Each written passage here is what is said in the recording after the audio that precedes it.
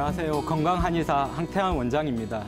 제가 오늘 알려드릴 건강상식은 지금 방송을 시청하시는 분보다는 이제 그 손주나 아니면 아이들한테 흔하게 생기는 열에 관해서 알려드리도록 하겠습니다. 열이 났었을 때 어떻게 하는 게 가장 좋은 방법이고 해열제를 어떻게 쓰는 게 가장 현명한 방법인지 일반적으로 많은 분들이 잘못 알고 있는 것 같아서 그 부분에 대한 얘기를 하려고 합니다. 일단 첫 번째, 열이라는 거는 좋은 현상입니다. 그러니까 영어로 얘기하면 굿인 거고요. 그러니까 왜 열이 나는지에 대해서 의학적으로 간단하게 설명을 드리도록 하겠습니다. 의학적으로는 영어로 얘기하면 파이트 인펙션입니다. 무슨 얘기냐고 하면 인펙션, 우리 몸에 어떤 감염이 된다는 뜻이고요. 그러니까 그 감염원과 싸워내기 위해서 열을 낸다는 뜻입니다. 사진에도 보시면 자외선 살균기가 있습니다. 저희가 식당에 가면 흔하게 볼 수 있죠. 살균기 안에 있는 수저를 만져보면 어떻습니까? 따뜻하죠. 맞습니다. 우리 몸에서도 이렇게 우리 몸에 정말 해를 끼칠 수 있는 바이러스나 세균이 침입을 하니까 그 감염원들을 죽이기 위해서 체온을 올리는 겁니다. 그런데 반대로 그에 관한 의학적인 지식이 없어서 열이 나면 무조건 해열제를 먹는 게 좋다고 대다수 분들이 알고 있습니다. 그래서 오히려 그렇게 했었을 때는 더 병을 키운다든지 아니면 해열제의 부작용이 정말 오히려 열보다는 훨씬 더 심할 수 있으니까요. 오늘 방송 제대로 잘 보시고 꼭 앞으로는 잘 지켜주시기 바랍니다.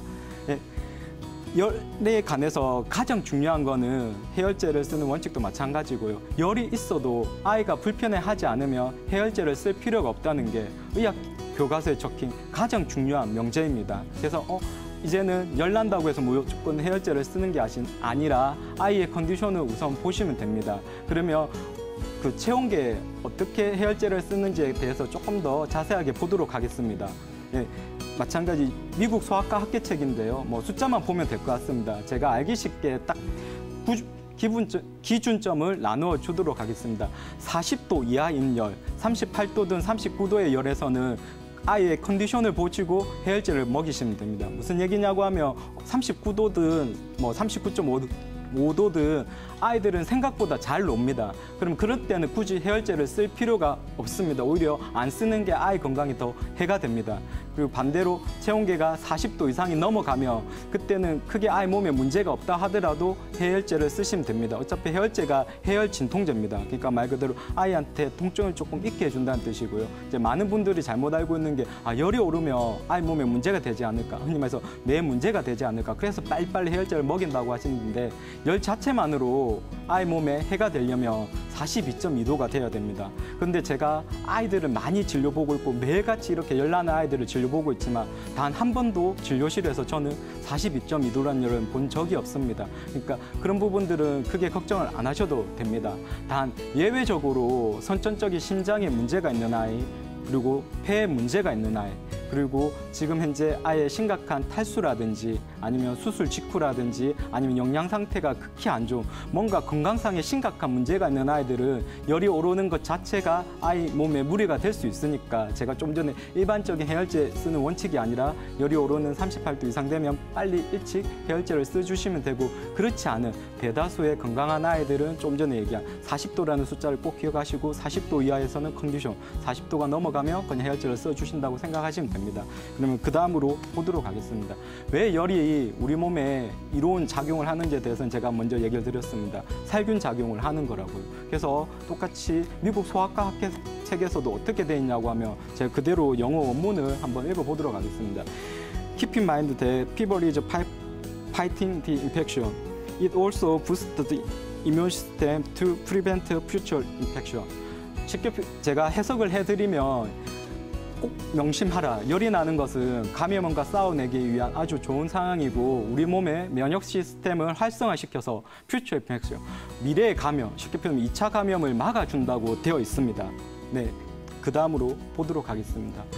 캐나다에 있는 맥마스터라는 아주 이제 명문 대학인데요. 똑같이 이 부분에 대해서 연구 발표한 게 있습니다. 쉽게 표현하면 독감은 매년 가을, 겨울 이렇게 초봄에 유행을 하는데요. 이렇게 독감이 유행할 때 해열제를 먹었더니 반대로 오히려 독감이 더 길어지든지 합병증이 심해진다고 똑같이 연구 보고를 한 게 있고요. 의학 교과서에는 이와 관련된 얘기들은 무수히 많습니다. 예, 그러니까 해열제를 먹어서 열이 떨어지면 반대로 독감이든 그러니까 인플루엔자 바이러스든 다른 우리 몸에 병을 일으키는 바이러스나 세균의 활성이 더 길어지면서 병이 더 오래 간다든지 반대로 그로 인해서 2차적인 합병증이 더 생길 수 있다는 게 이미 해열제의 부작용 중에 하나입니다.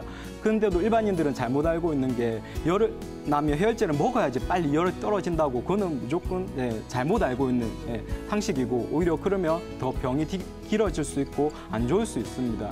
그리고 열이 나는 상황은 대부분은 우리 몸이 아이가 어떤 감염이 됐다는 뜻입니다. 쉽게 표현하면 제일 흔한 거는 급성상기도 감염이고요. 아니면 요로 감염처럼 뭔가 감염이 되는 상황인데 반대로 감염이 안 되는데도 불구하고 특이적으로 열이 나는 경우가 있습니다. 쉽게 표현하면 이제 약물열인데요. 무슨 얘기냐고 하면 약물에 의한 부작용으로서 열이 난다는 뜻입니다. 이거는 생각보다 흔하게 발생하는데요. 한 병원에 입원해 있는 환자들을 대상으로 봤더니 많게는 한 10에서 15%가 그 부작용으로 약물열이 발생한다고 합니다.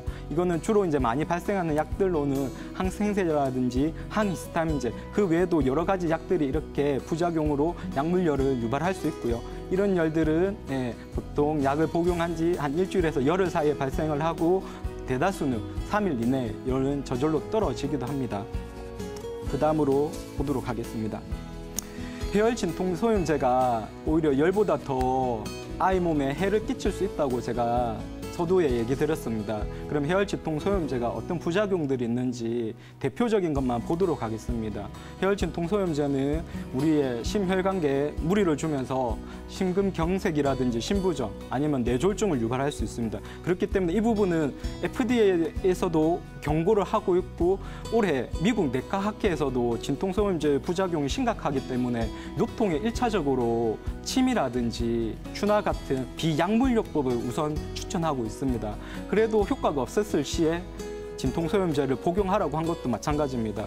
진통소염제 부작용이 꽤 심각한 문제이기 때문에 그렇고요. 그 외에도 위장장애, 흔히 말해서 이제 진통제를 먹으면 속이 쓰르고 배가 아프다든지 소화가 안 되고 구토를 한다든지 조금 더 이게 더 심해지면 위궤양이나 위장출혈까지 일으킬 수 있고요. 그리고 또 하나는 이제 이런 부분들이 간이나 신장에 많이 독성을 일으킬 수 있습니다. 그래서 음주 직후에는 함부로 해열 진통소염제를 드시면 안 됩니다. 이게 심각한 간독성을 유발할 수도 있고 신장에 무리를 줄 수 있기 때문에 그렇고요. 그리고 마찬가지 천식이 있는 환자들도 함부로 해열 진통소염제를 드시면 천식을 더 악화시키게 됩니다. 그래서 함부로 진통소염제를 기관지가 약하든지 천식이 있는 분들은 조심해서 복용하시는 게 맞고요. 그리고 흔하게 오히려 반대로 진통소염제 이런 오남용이 두통을 만성화시킨다든지 어지러움, 이명을 유발할 수도 있습니다. 오히려 제가 좀 전에 얘기했듯이 열이 나는 거는 아이 몸에 훨씬 더 면역학적으로 이로운 반응이 더 많고 반대로 그 열을 꺼지게 하기 위한 해열 진통제가 훨씬 더 심각한 부작용이 더 많으니까요. 이 부분은 앞으로 조심해서 약을 써주시는 게 좋을 것 같습니다. 그 다음으로 보면 왜 그러면 이렇게 간혹 부모님들께서 열이 나면 해열제를 먹이는 이유 중에 하나가 열경련 때문에 그렇습니다. 열성 경련이라고 하면 저희가 얘기하는 중축의 어떤 감염 질환이 없는, 그러니까 내수막염이든 뇌염이든 이런 중추신경계에 감염 증상이 없으면서 단지 보통 급성상기도 감염으로 인해서 열이 나면서 아이가 경련을 하는 것을 열성 경련이라고 합니다. 보통 15분 이내에 멈추고요. 그리고 24시간 이내에는 재발하지 않습니다. 대신에 저도 저희 큰 아이가 7살 때 열성 경련을 하는 걸 바로 제 눈앞에서 봤습니다. 단지 저는 그에 관한 의학적인 지식이 있고 하니까 전혀 그런 부분에 대해서 크게 어떤 당황하지 않고 그냥 똑같이 제가 알고 의학 지식에 준해서 치료를 했었는데요. 그래서 일반인들도 열성 경련이 크게 어떤 뇌 문제를 일으킨다든지 아이의 심각한 어떤 건강상에 해를 끼치지 않으니까 너무 크게 걱정은 안 하셔도 됩니다. 그리고 해열제가 이렇게 열성 경련을 예방해주는 역할은 하지 못합니다. 그래서 이 부분은 의학적으로 다 밝혀져 있기 때문에 한번 열성 경련을 알았다고 해서 그 다음에 열 만나면 무조건 해열제를 너무 오남용하는데요. 이 부분은 오히려 그렇지 않으니까 해열제는 꼭 원칙에 의해서 복용하시는 게 좋습니다. 제일 마지막으로 이제 오늘 얘기를 다 종합해서 하면 결국에는 열에 대한 공포, 일반인들이 피부 포비아, 그러니까 열에 대한 잘못된 지식에 의해 가지고 이렇게 해열제도 오남용하게 되고 그렇습니다. 열이 나면 몸이 안 좋다더라.